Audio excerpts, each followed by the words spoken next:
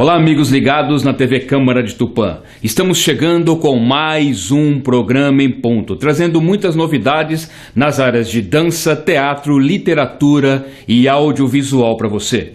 O programa em ponto é fruto de um termo de cooperação técnica firmado entre a Câmara Municipal de Tupã, por meio da TV Câmara, e o Grupo Ágape de Teatro por meio do seu núcleo de audiovisual.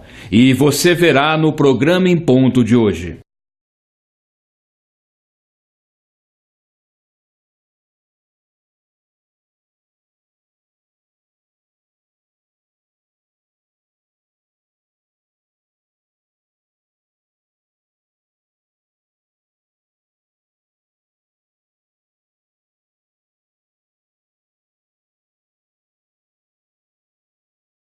Assista agora ao quadro Bela Vida, uma parceria entre o Grupo Ágape de Teatro e a TV Mundo Maior.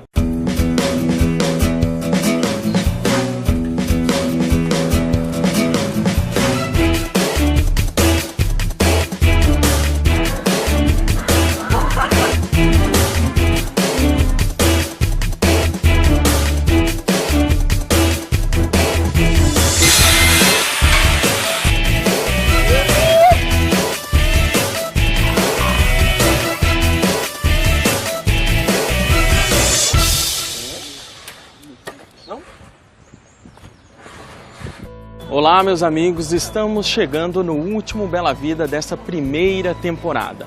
E no programa de hoje nós vamos falar de algo que eu adoro fazer: dormir.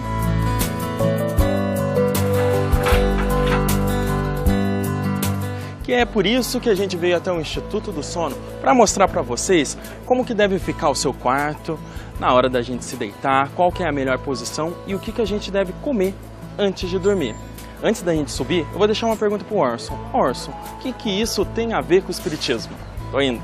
O sono é uma necessidade orgânica para a reparação das forças físicas, mas também pode significar um momento de libertação parcial do espírito do envoltório físico, constituindo-se, pois, além da necessidade orgânica, uma oportunidade de desprendimento parcial para que o espírito entre em contato com outros espíritos desencarnados e também possa progredir e aprender muitas coisas durante o descanso do corpo. E no programa de hoje, quem vai nos ajudar é a doutora Luciana Palombini.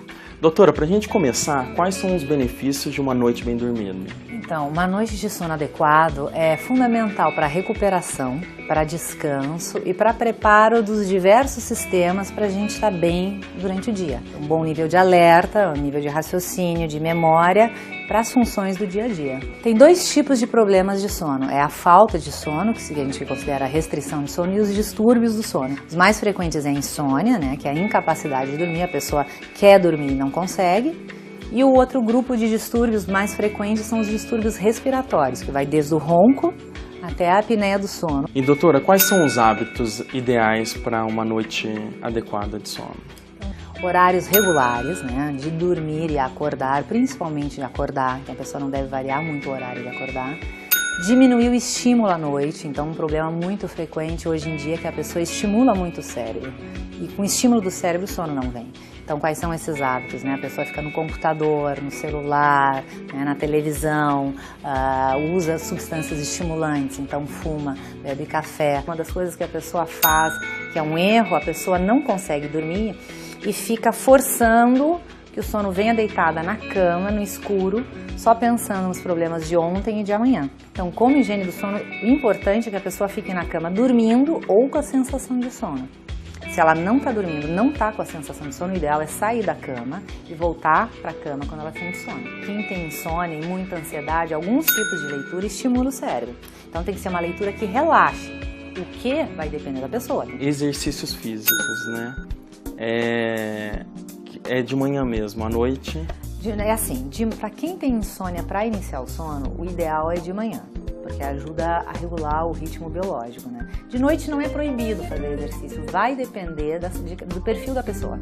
Para algumas pessoas não interfere no sono, para outras sim. Para o sono a pessoa não deve nem dormir com a barriga cheia, né, o estômago cheio, e nem de estômago vazio, os dois prejudicam. Então uma refeição pesada e deitar para dormir em seguida é ruim. É ruim para o sono, é ruim para a digestão, aumenta o risco de refluxo gastroesofágico, que é o retorno do alimento, né? E para a qualidade de sono. Agora, a pessoa dormir com fome também é ruim, porque daí esse é um estímulo para o cérebro, aí ele não consegue dormir. Então, o ideal, o jantar, a refeição mais pesada é 2 horas antes de deitar, e se a pessoa está com fome e estômago vazio, um lanchinho leve para não dormir com fome. Quem ronca e tem apneia e tem uma tendência para roncar, deve evitar dormir de barriga para cima, porque piora, né? Outra coisa que piora é uma posição no pescoço que deixa o pescoço muito flexionado. Então, quem respira mal durante o sono, o ideal é uma sustentação do pescoço para abrir aqui o espaço para o ar passar. Acho que barriga para baixo, né, decúbito ventral, que as pessoas gostam, existe uma questão ortopédica que é ruim. Faz mal para a articulação cervical, tem que ser evitado. Então, o mais saudável acaba sendo a posição de lado mesmo. Nem todos os médicos têm o treinamento em medicina do sono. Então, se o indivíduo tem queixa, né, então é a pessoa que acorda cansada, acorda sem disposição para o dia, acorda muitas vezes durante a noite, que ela procure um especialista em sono. A respiração nasal é fundamental durante o sono. Então, tem pessoas que respiram com a boca aberta, né, baba durante o sono. Digo, respirar com a boca aberta durante o sono não é normal. É que os problemas nasais também são sub-reconhecidos. A pessoa que não respira bem pelo nariz, às vezes vem da infância, ela nunca respirou bem pelo nariz. As medicações para dormir, usadas de forma inadequada, sem se fazer o tratamento certo, inevitavelmente vão levar à tolerância, ou seja, a pessoa com a mesma dosagem, a mesma dose não tem o efeito, então é aquela pessoa que aumenta o número de comprimidos ou as gotas para conseguir dormir. Muito obrigado, doutora. Valeu pela sua participação. Tá bem. E vocês aí de casa, o que acharam do nosso programa? Se gostaram, vão lá no YouTube, ele já está lá no nosso canal, compartilhe com seus amigos. E apesar de ser o último programa dessa primeira temporada, eu continuo esperando o seu e-mail no belavida@tvmundomaior.com.br. Um abraço e até a próxima!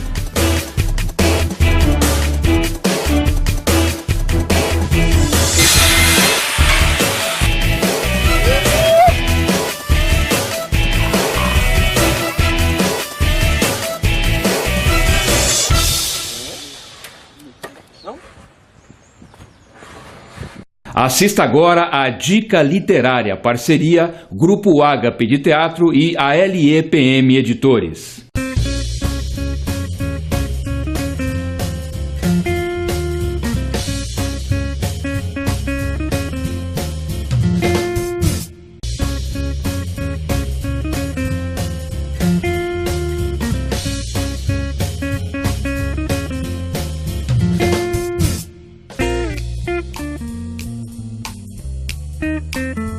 Eu leio o Cortázar há bastante tempo, você disse que eu tinha uns, lá por volta dos 18 anos e tal. Alguém me emprestou o Jogo da Amarelinha, quando eu tinha uns 18 anos, e ali que começou, né? Como ele morreu em 84, quer dizer, teve um período de tempo ali, entre 75, 76 e 84, que ainda, assim, eu peguei alguns livros dele na hora que saíam no Brasil, né? Na hora que e o Cortázar era muito, na época, bastante conhecido, assim, e vendia bem e tudo.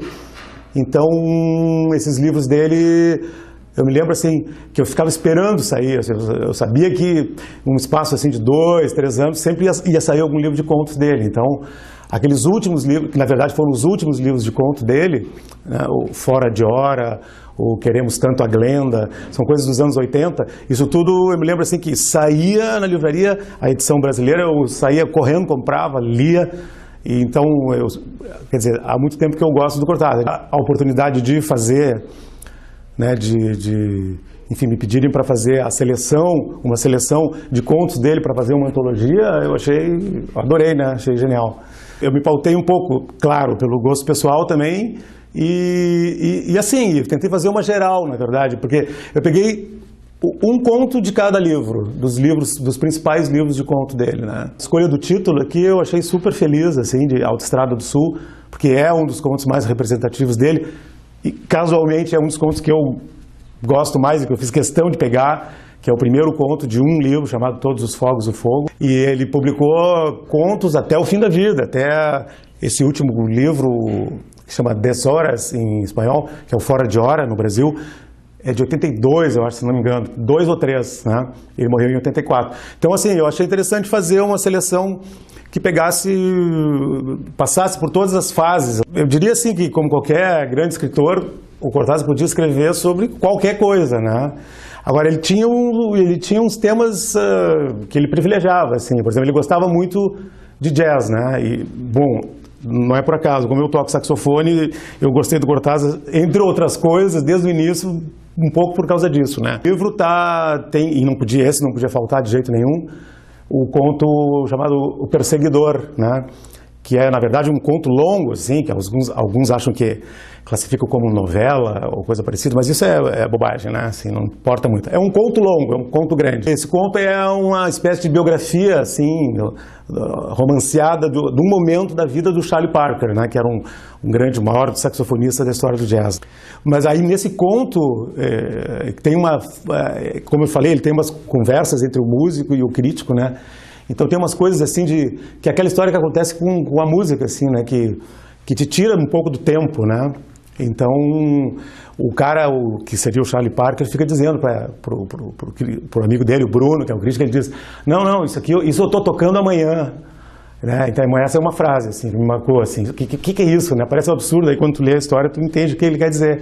E a outra que tem a ver com isso é a história que ele diz assim: olha só o que acontece, quando eu pego um trem de metrô, eu entro e começo a pensar, né, numas coisas, começo a pensar num montão de coisas, na minha vida, na minha mulher, nos meus filhos, na minha música, não sei o quê.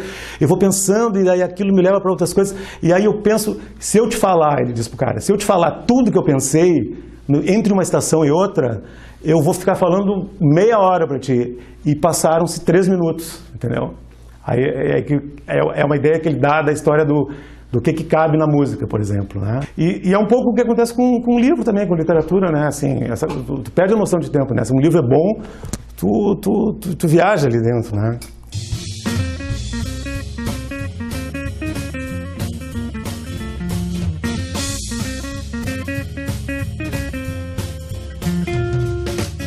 Esse é um tema que ele tratou a vida inteira, o jazz, especificamente. E assim, basta ler qualquer coisa dele que tu vai ver lá, não só jazz, ele vai falar de música erudita, de música contemporânea, de música clássica, enfim. Isso perpassa assim toda a obra dele, né? E tem aquelas coisas assim, ele é identificado com a história de literatura fantástica, né? Ok, a literatura fantástica também é uma coisa assim, é um guarda-chuva onde cabe muita gente, quer dizer, mas o que ele fazia especificamente é uma tradição, né? Ele pega uma tradição aqui, né, na verdade, do Rio da Prata, nossos vizinhos aqui, que tem essa tradição de literatura fantástica desde muito tempo, desde o final do século XIX, assim. Então ele tem antecedentes nessa história aí.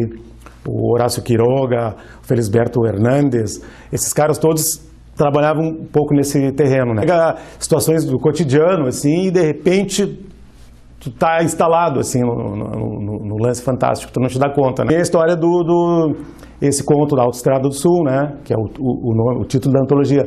É isso, é um congestionamento numa autoestrada francesa, num domingo, assim, que os caras estão voltando, tipo freeway, entendeu? Os caras estão voltando de Tramandaí para Porto Alegre, só que lá eles estão voltando de algum lugar do interior da França para Paris. E assim, aquilo aí vira, daqui a pouco, aquilo começa como um negócio mais ou menos realista e sei lá, 2 páginas depois, a coisa já começa a virar outro negócio, porque, né, o tempo passa, os caras vão estabelecendo relações ali entre, né, os ocupantes dos carros, começa a acontecer histórias de amor, daqui a pouco morre alguém e não sei o quê, e tudo ali, o tempo vai passando, e passa o inverno, passa o verão, neva. É incrível. O grande lance dele, assim, que é bom de ler, né? Por isso, assim, né? Porque ele te bota no meio daquela história, assim, te dá conta, tu já te ganhou, entendeu? Aí tu tem que terminar o conto rapidinho. E o tempo